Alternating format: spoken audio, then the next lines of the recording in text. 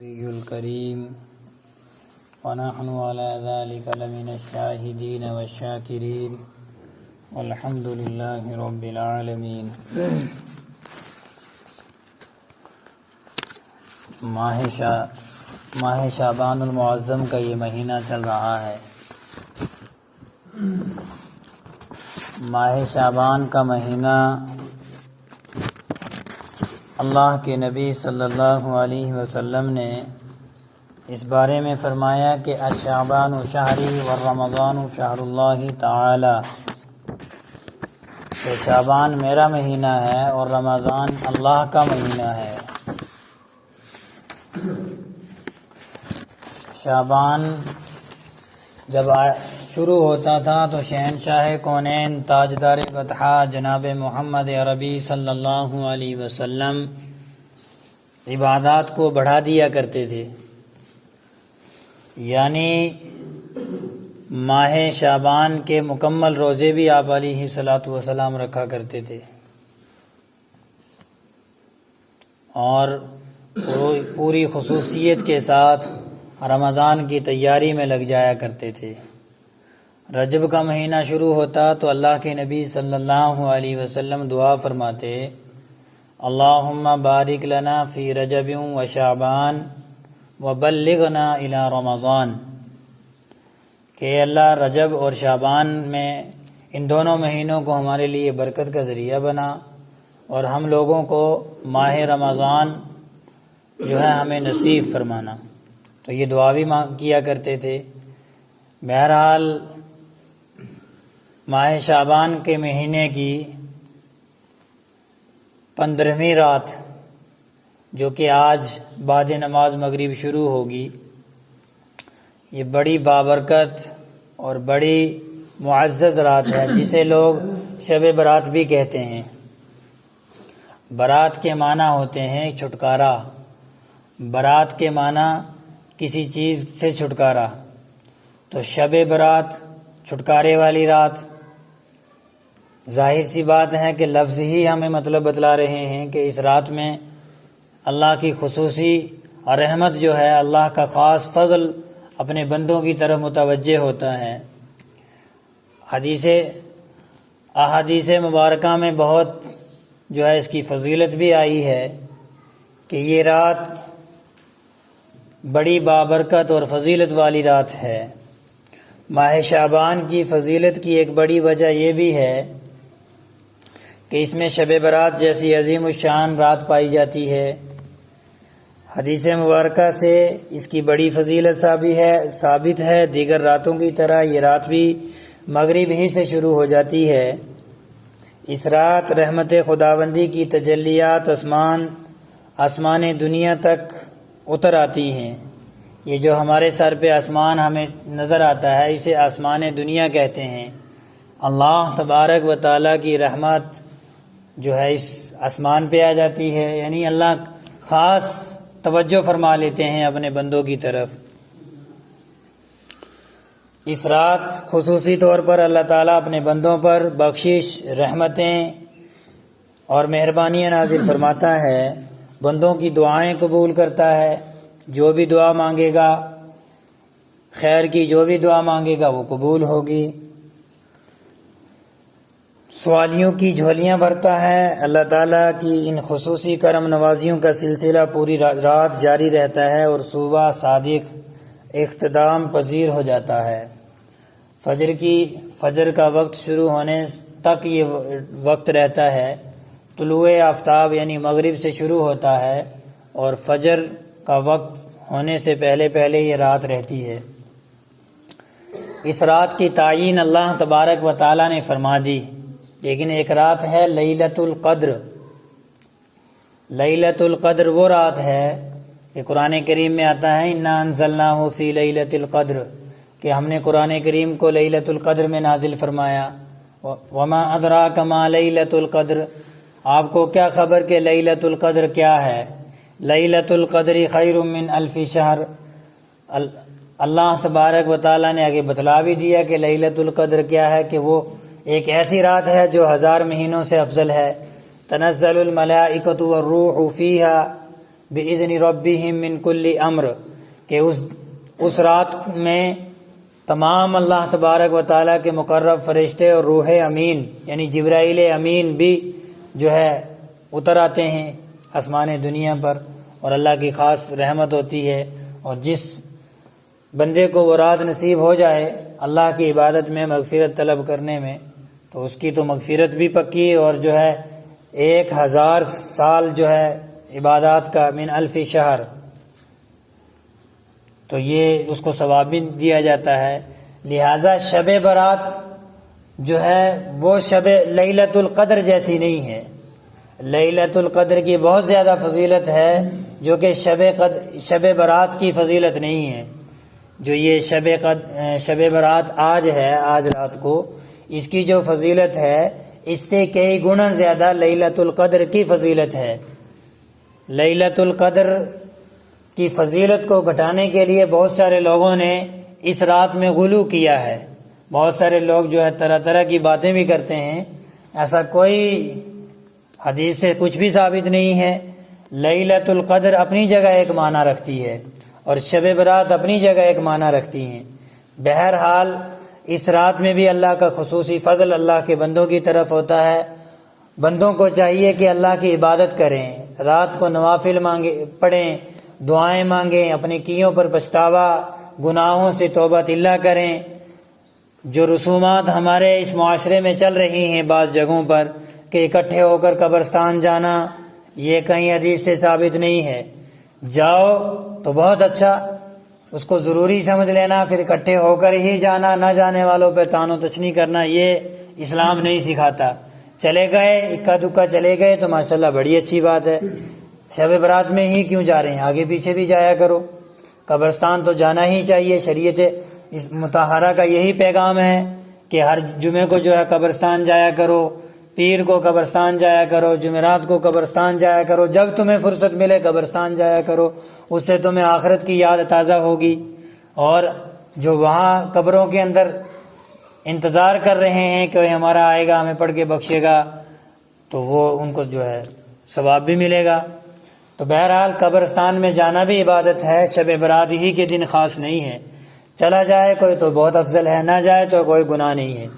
اور پھر مسجد میں بھیڑ لگا کر چائے وغیرہ کا یا مجمع جمانا، یہ بھی کوئی حدیث سے ثابت نہیں، بلکہ اگر کوئی مسجد میں آ کر عبادت کرنا چاہے تو بہت افضل، نور علی نور، چاہیے کیا سونے پر سہاگا۔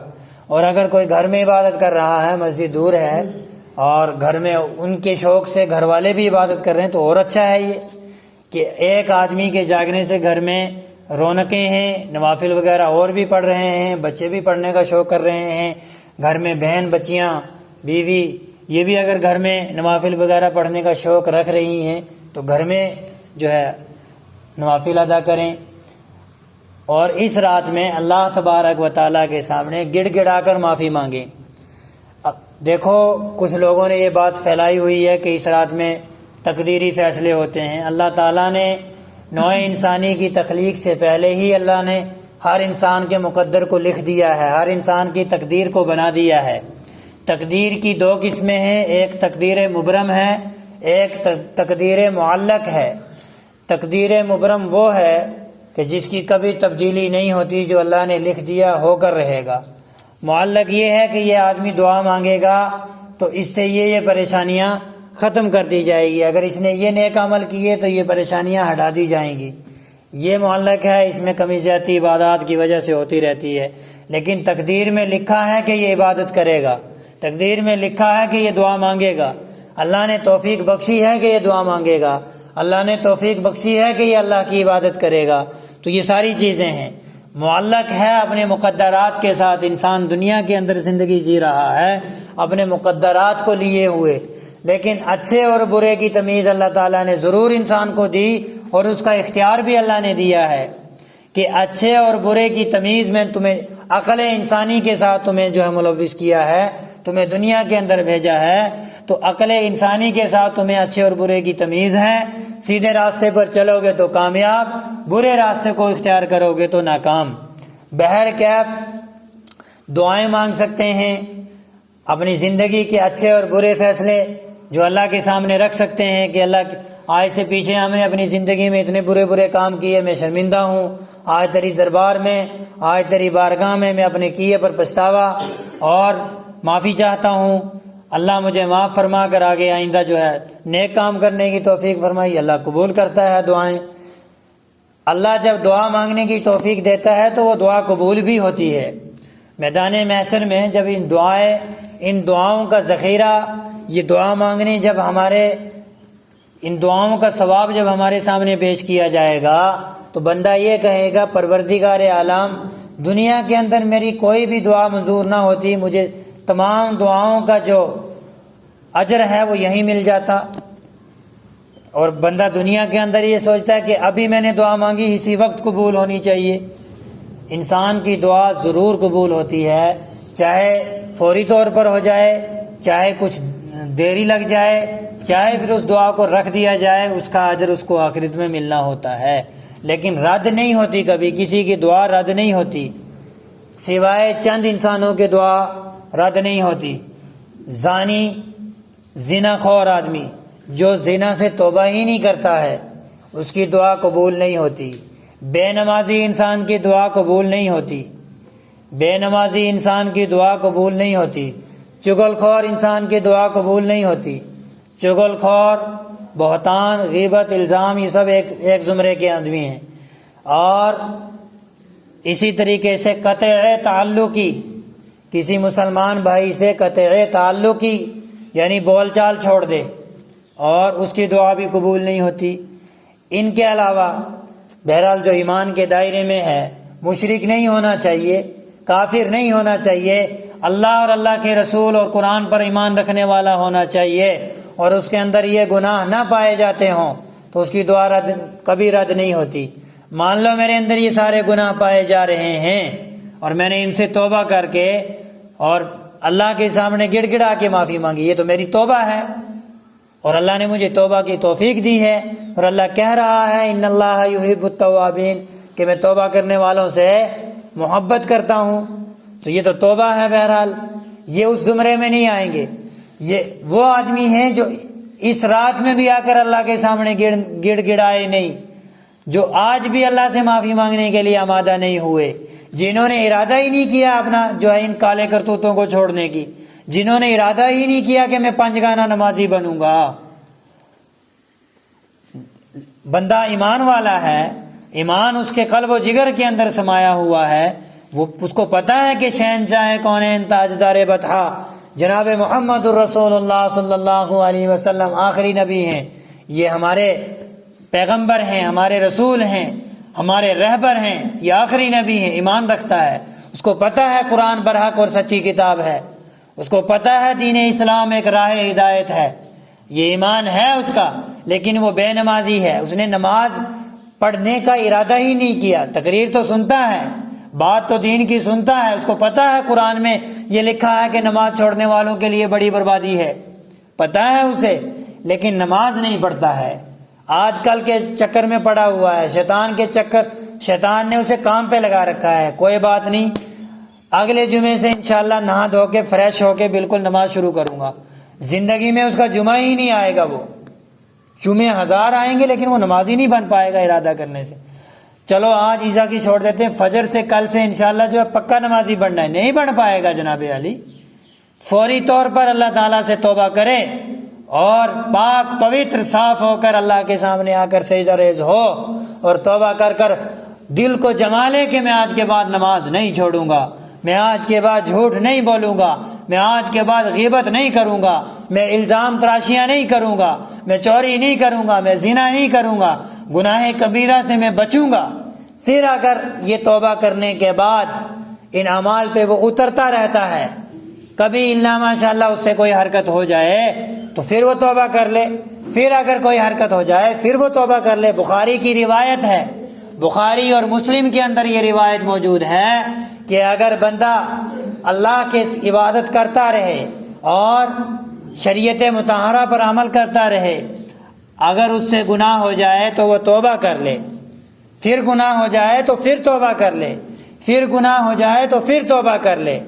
اگر تم اپنے گناہ کرنے کے بعد توبہ نہیں کرتے ہو تو یہ حدیث پاک کے الفاظ ہیں کہ لوگوں تمہیں تہس نہس کر کے ایک ایسی قوم کو کھڑا کیا جائے گا جو گناہ کرے گی اور توبہ کرے گی، گناہ کرے گی اور توبہ کرے گی، یہاں تک کہ قیامت آئے گی اور وہ جنت میں جائیں گے۔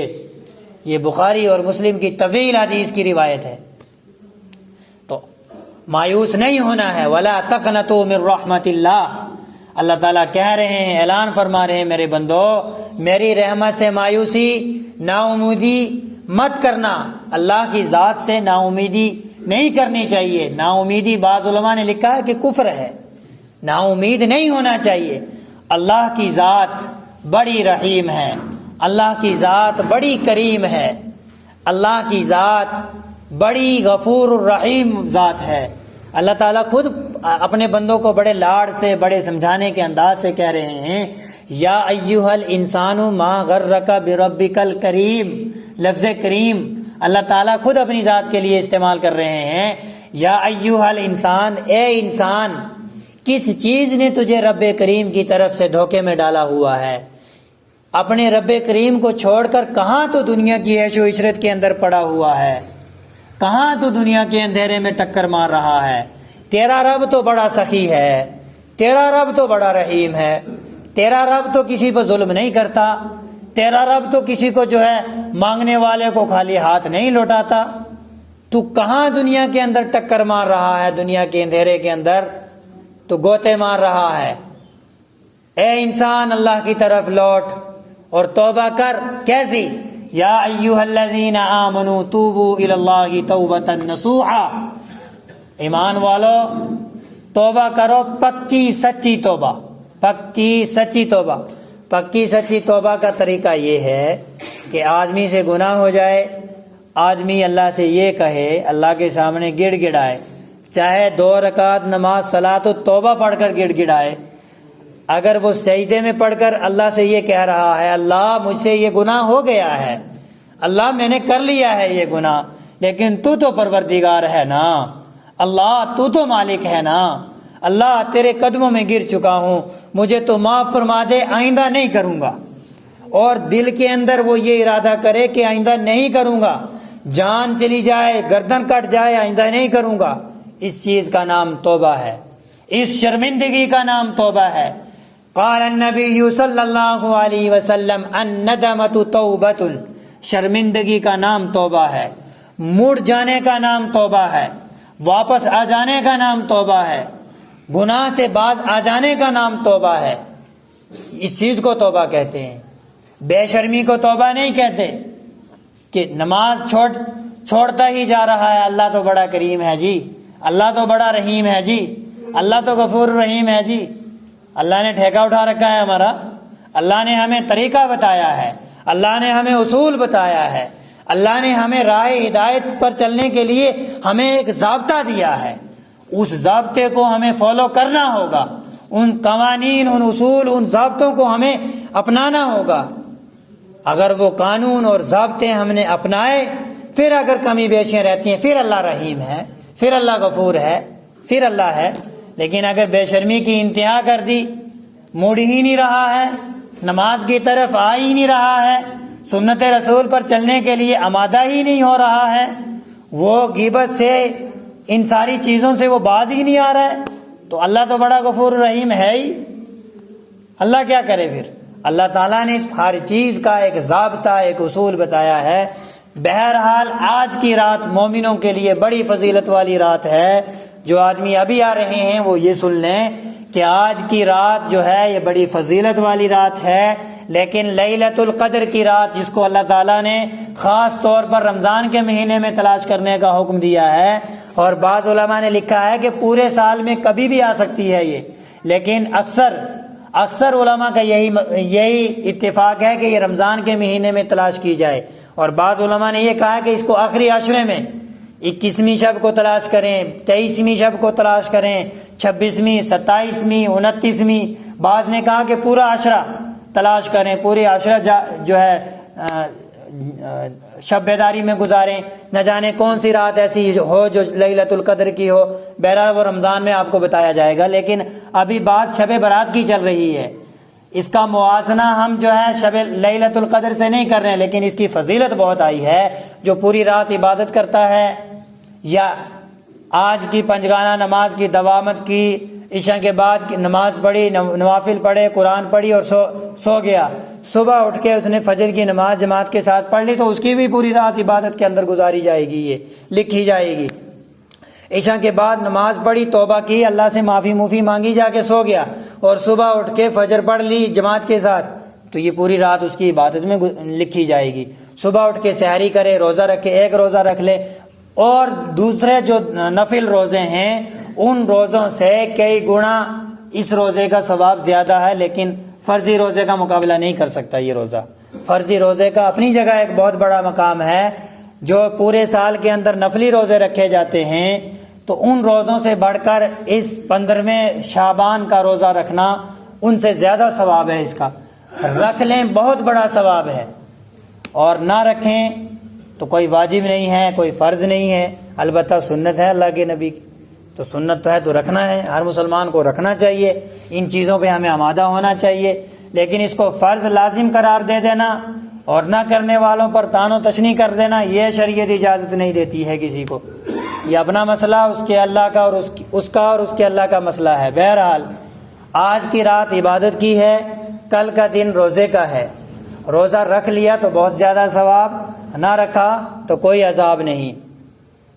رات میں قرآن پڑھ سکتے ہیں، اس رات میں قرآن پڑھ کر اپنے گناہوں پر توبہ اللہ کر سکتے ہیں، نفل پڑھ سکتے ہیں۔ اور بعض لوگوں نے پوچھا کہ جی نفلوں میں نیت کیسے کریں گے؟ 2 رکعت نماز نفل واسطے اللہ تعالیٰ کی منہ میرے طرف کر، اللہ کو دل میں نیت کرنی ہے کہ میں 2 رکعت نماز نفل پڑھ رہا ہوں، بس یہ نفل کی نیت ہے۔ بہرحال اللہ تعالیٰ ہمیں اس رات کی قدر کرنے کی توفیق نصیب فرمائے، اور اللہ تعالیٰ ہمیں سنت رسول پر عمل پیرا بنائے۔ پروردگار عالم ہمیں توبہ، پکی سچی توبہ کرنے کی توفیق نصیب فرمائے، ہمیں نمازی، پنجگانہ نمازی بنائے۔ مسلمانوں، یہ حالات ہمیں جو ہے بہت سدھارنے کے آ گئے ہیں۔ یہ حالات ہمیں آواز دے رہے ہیں کہ آنے والا مستقبل ہمارا خراب ہوگا۔ ہمیں ہندوستان کے اندر رہ کر ابھی اور بہت قربانیاں دینی ہیں۔ لکھ لو میری اس بات کو، آج بڑے علماء، مفسرین، محدثین یہی کہہ رہے ہیں کہ ہندوستان کے حالات مسلمانوں کے سازگار نہیں ہیں۔ وجہ ہمارے اعمال اور ہمارے یہ رویے ہیں۔ تو اس لیے اللہ کے لیے آج اللہ نے ایک موقع دیا ہے، اپنے گناہوں پر شرمندہ ہو کر توبہ کر کر نمازی بن جاؤ۔ اللہ کے لیے یہ بڑی دولت ہے، نمازی بن جانا یہ بہت بڑی دولت ہے، نمازی بن جانا بہت بڑی دولت ہے۔ اور اگر ہم نماز نہیں پڑھ رہے ہیں تو ہمارا رب ہم سے ناراض ہے، اللہ نے ہم سے ساری توفیقیں چھین لی۔ اگر ہم اپنے رب کو منانا چاہتے ہیں تو نمازی بن جاؤ، توبہ اللہ کر لو، مسجدوں سے جڑ جاؤ، قرآن کو سینے سے لگا لو۔ اگر ان حالات کے اندر ہم نے نماز نہیں پڑھی، ہم پر وہ حالات آئیں گے کہ ہم نماز پڑھنا چاہیں گے، کوئی پڑھنے نہیں دے گا۔ ہم اذان دینا چاہیں گے لیکن دینے نہیں دے گا۔ ہم اللہ اللہ پکارنا چاہیں گے لیکن کوئی پکارنے نہیں دے گا۔ ہم داڑیاں تو رکھنے چاہیں گے لیکن رکھنے نہیں دیں گے، تراش دیں گے لوگ پکڑ کر۔ ہم سنتی لباس پر آنا چاہیں گے لیکن آ نہیں سکیں گے، لوگ چیر دیں گے ہمیں۔ ایسے حالات آنے سے پہلے ہم اپنے آپ کو سدھار لیں، ہم اپنے آپ کو بنا لیں۔ آج کی رات توبہ کر کر اللہ سے معافی مانگ کر مسجد میں آ کر پڑھ لو تب بھی کوئی حرج نہیں، گھر میں پڑھ لو تب بھی کوئی حرج نہیں۔